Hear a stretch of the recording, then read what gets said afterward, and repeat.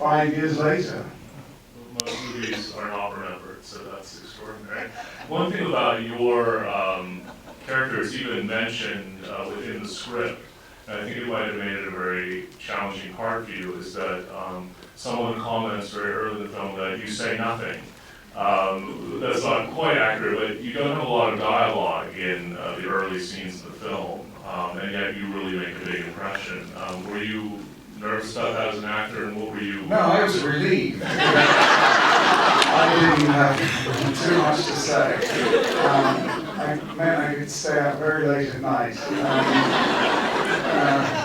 without having to fret, without risking the wrath of Maggie Smith, not knowing my lines. That was my next question. But I think that what Jim Ivory understood, and Ruth Javala, who passed away 2 weeks ago, understood, was that the power of the film was in what the camera saw as much as what characters said to each other. And so some of the most beautiful moments were moments which didn't require speech, because what was there to say? I mean, the scene in the cornfield where we embrace, or certain scenes around the Piazza Signoria, they are iconic and complex without the need for linguistic explanation. Very famous directors have said that they're terrified of Maggie Smith.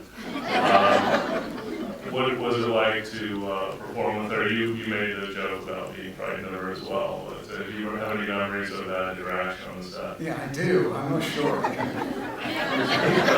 The post-Downton era, everyone really needs to know. Yeah. I remember two things I remember. On the very first day, we were in this little, we were filming in a villa up at Fiesta, and we were all sitting around. And Helena, who brought some chocolate at the duty-free shop, taken it out of her bag and was offering me a piece. And Maggie said, "What's the matter, dear? Are you pregnant?"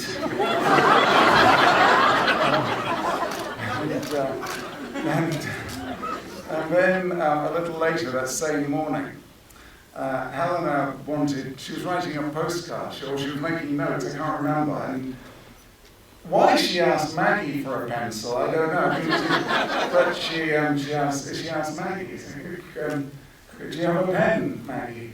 Maggie looked and said, "What's the matter, dear? You're writing a poem." And anyway, so it went on. But